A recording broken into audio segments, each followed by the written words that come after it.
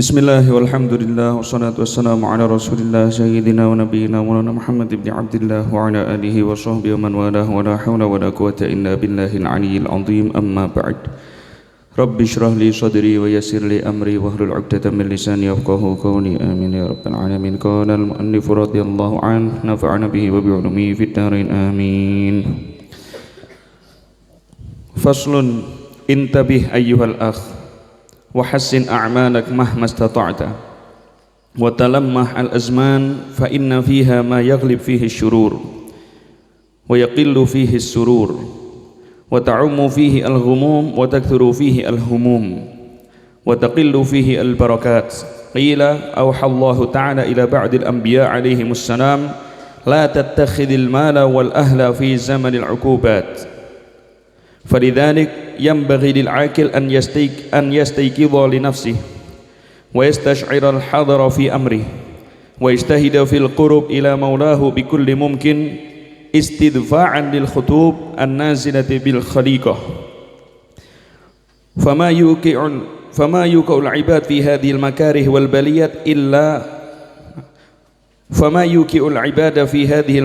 والبليات إلا غفلتهم وإهمالهم لجانب المولى العلي وإعراضهم عنه وطمعهم في إصحابه وقلة اهتمامهم بما يقرب إليه تعالى. فإذ ذاك يغضب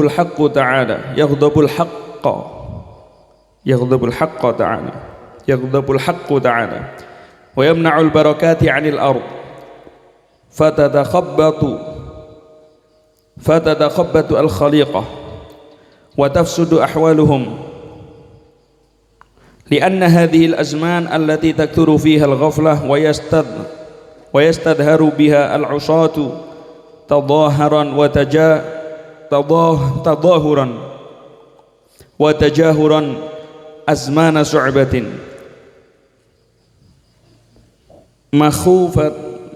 مخوفة العواقب تدل على إعراض الرب تعالى. فإذا كان راضيا على العباد نظر إليهم نظر رحمة فيستنير العالم ويكتسي بهجة وترتاح الأنفس وتحيا القلوب ويظهر السرور وتصلح أحوال العباد وتدر البركات وتنمى الخيرات إلى آخر ما قال رضي الله عنه وأرضاه.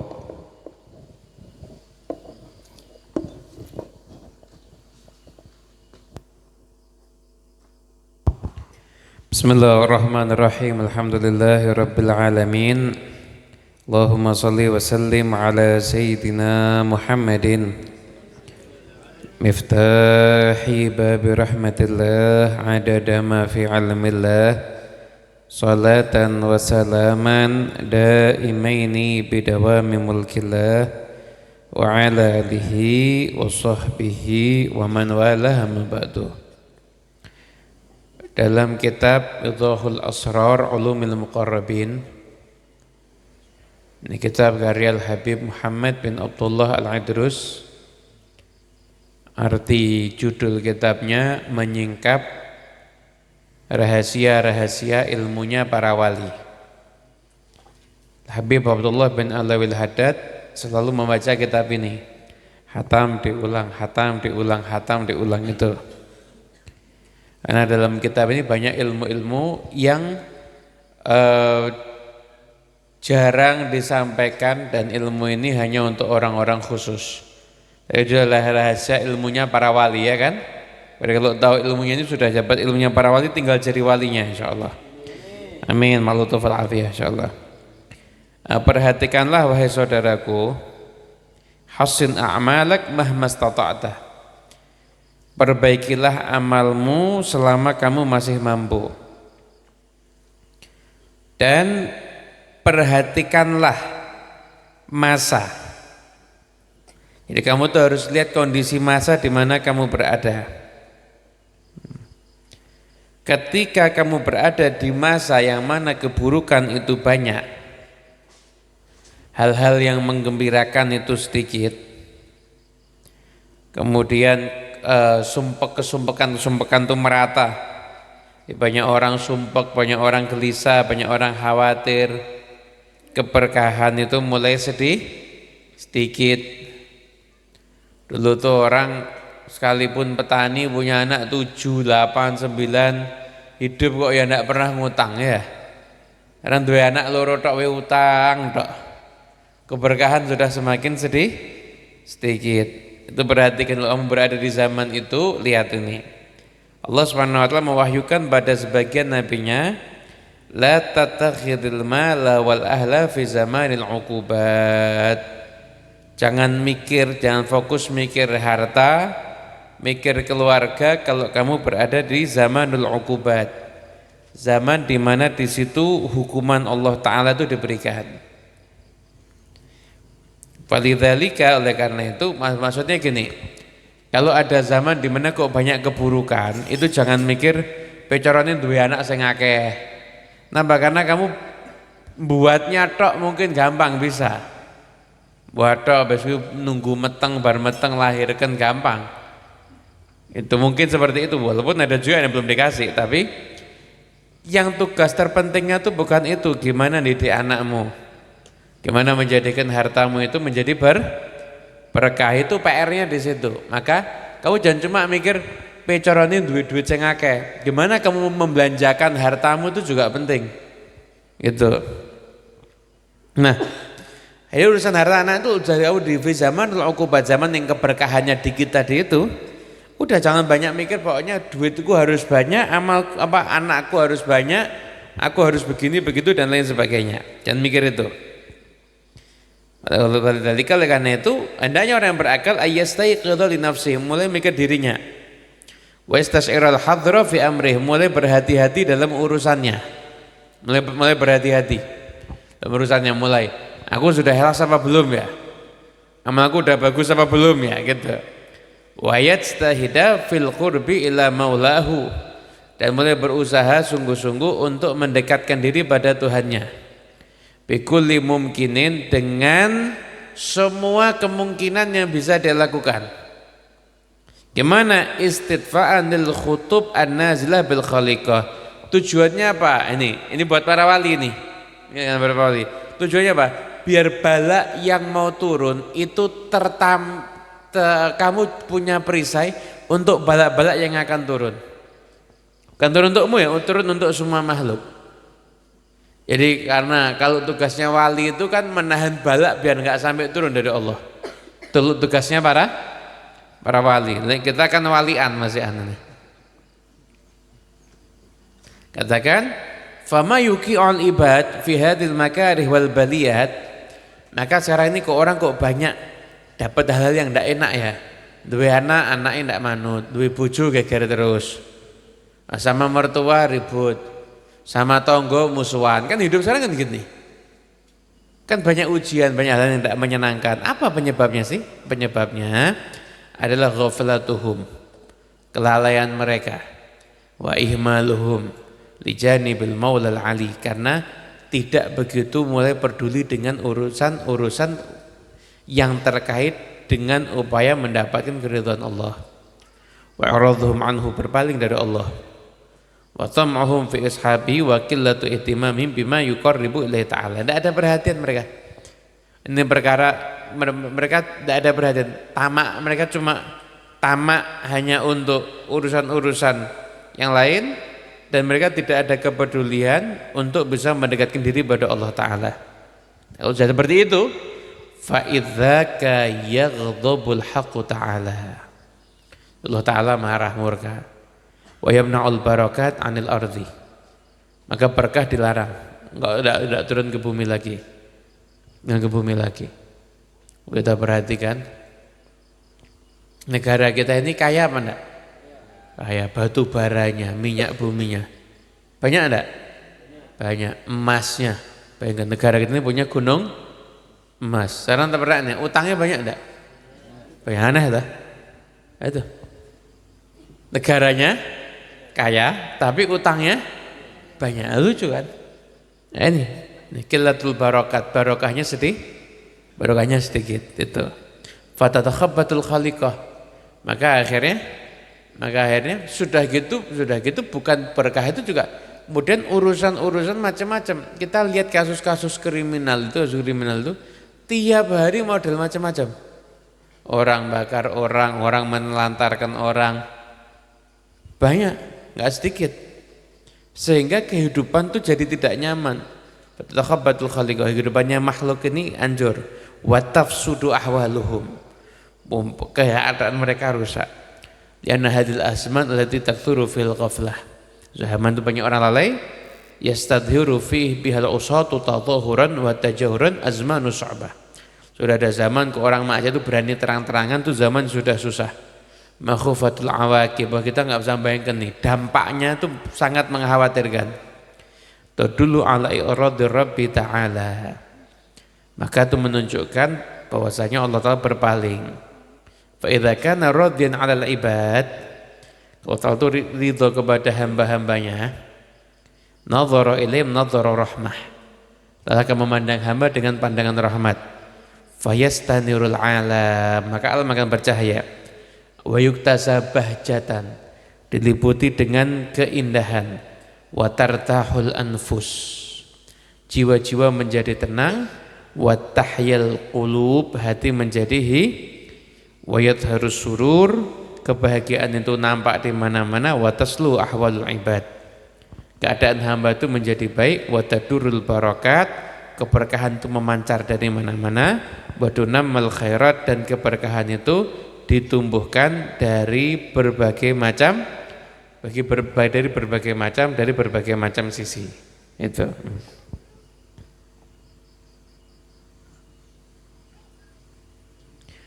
Itu adalah akhirnya maka radhiyallahu anhu. Hadirin yang dimuliakan Allah Ta'ala,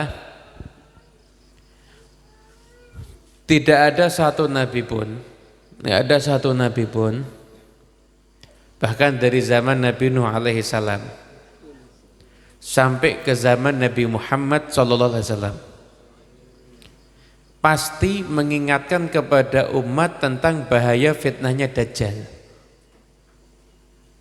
Sampai Nabi Nuh sampai Nabi Muhammad sallallahu alaihi wasallam, itu pasti akan mengingatkan kepada umat tentang bahaya fitnahnya Dajjal. Bahkan kalau kita ditanya akhir zaman itu mulainya kapan? Akhir zaman itu dimulai dengan diutusnya Rasulullah SAW. Karena setelah Nabi Muhammad udah nggak ada nabi lagi. Bu'ithtu ana wa sa'ah kahatain. Aku diutus, aku dan hari kiamat seperti ini. Aku dan kiamat. Ini lihat nih ya, perhatian. Ulama itu perhatian ya. Ini yang lebih panjang yang mana? As-sa'ah, kiamatnya kan? Artinya apa? Masa hidupnya Nabi dengan masa kiamat menunjukkan lebih panjang masa menuju kiamat. Artinya kalau Nabi aja udah menyampaikan tentang bahaya fitnahnya Dajjal, maka kemunculan fitnah itu akan semakin terasa di zaman kita. Yang 1400 tahun lebih dari kehidupannya Rasulullah SAW.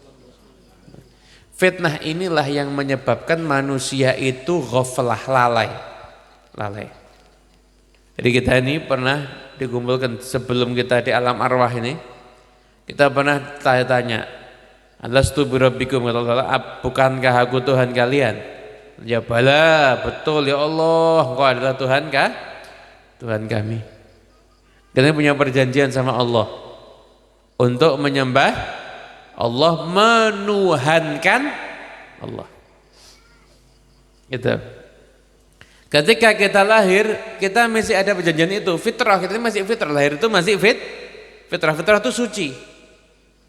Makanya orang itu belajar sekalipun dari bayi itu banyak ilmu yang bisa kita ambil dari mereka. Itu bayi itu pernah enggak dendam sama orang? Dibohongi, misalkan suruh tidur, dimarahi, dipaksa, dia terus inget-inget enggak kesalahan orang lain? Tidak pernah, bayi itu tidak pernah mendendam kepada orang lain.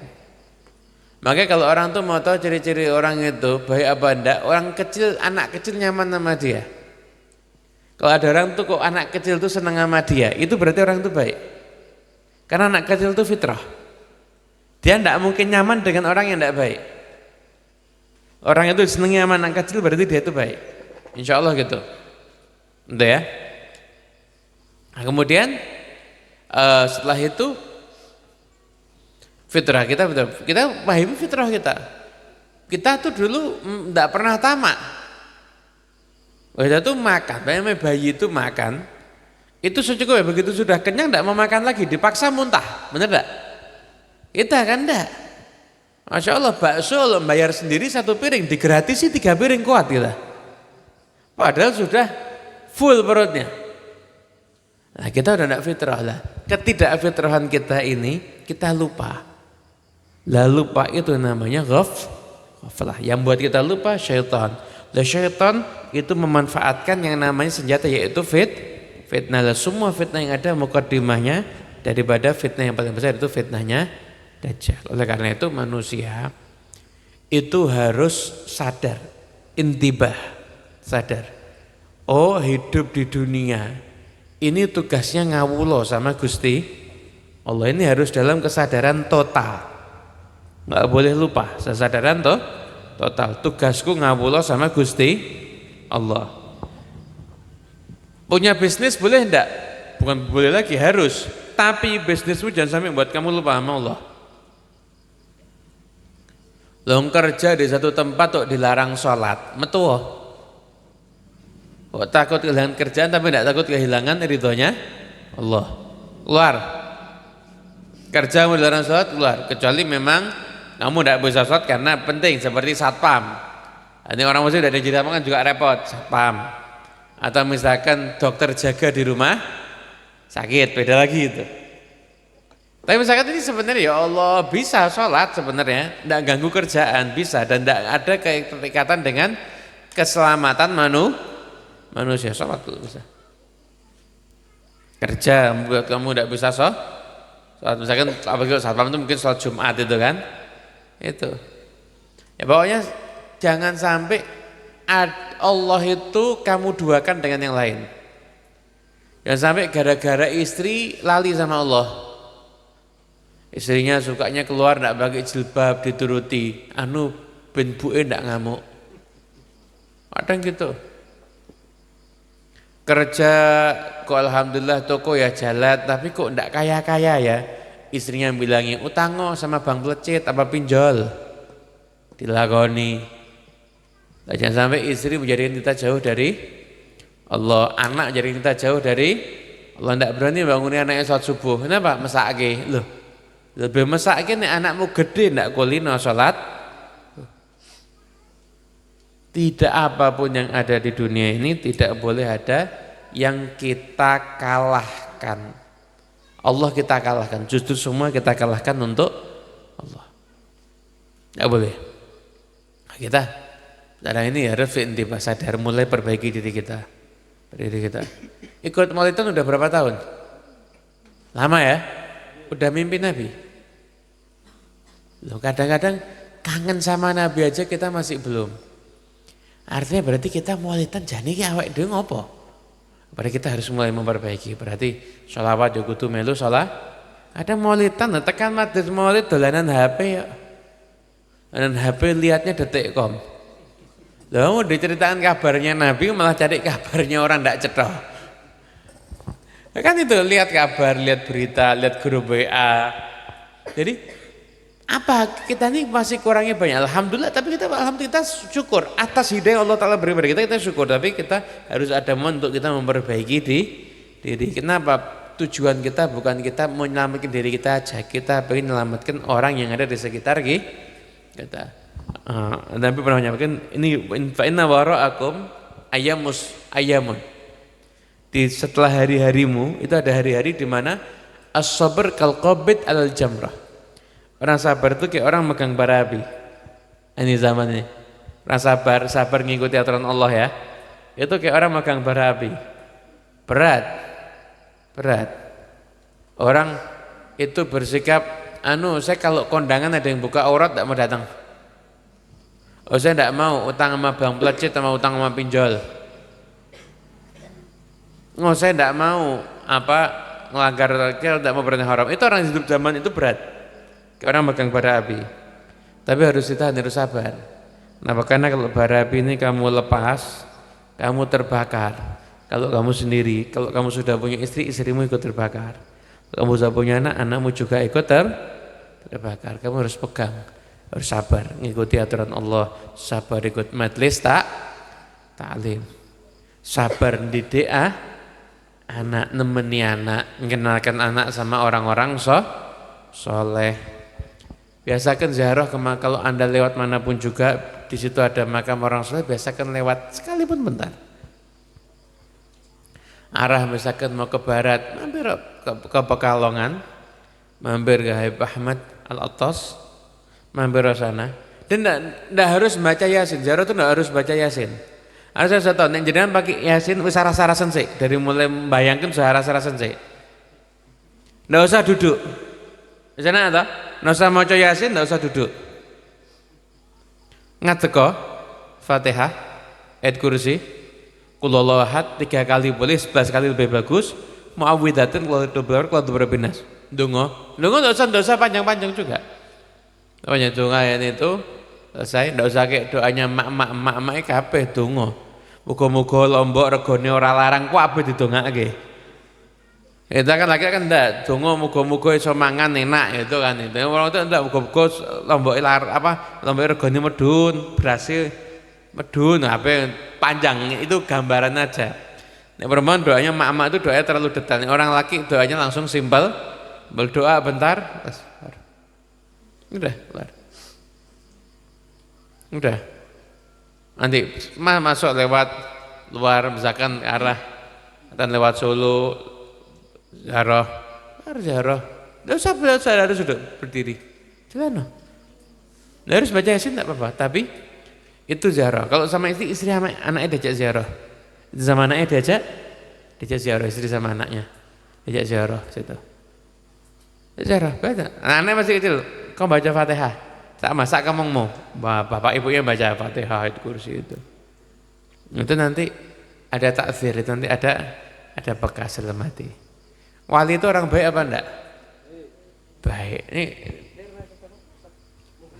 Ustaz Muhlis ini kan baik, baru datang udah keluar kopi, keluar air minum. Lah wali itu jenengan datang enggak mungkin enggak disuguhi. Tapi suguhannya yang bisa ngerasakan batin. Saya bisa ngerasakan itu batinnya. Itu makanya, nah itu wasiat di akhir zaman. Mudah-mudahan kita semua selamat semua insyaallah. Amin Allahumma amin. Sudah mepet maghrib sudah enggak? Mau kusidah lagi? Masih kusidah lagi atau sudah cukup? Gus. Tetap berdoa. Tetap berdoa ya. Persiapan salat maghrib Al-Fatihah bil qabul wal iqbal wa salih al ahwal. An-naftah alaina wa alaikum futuhal arifina faqihna yakum fi din alimna wa iyyakum mata'wil wa adina iyyakum ila sawa'i sabil maqrina bil ilmi wa zayyina bil hilmi wa akurna bit taqwa wa jamilna bil afiyah. Allahumma nazzih qulubana an ta'alluqi biman dunak waj'alna min qaumin tuhibbuhum wa yuhibbunak wa sallallahu alaihi wa sallam bisirril Fatihah. Kemudian ya kan na'budu wa iyyakum nasta'in an'amta 'alaihim ghairil maghdubi 'alaihim waladdallin. Amin. Allah alam shawab.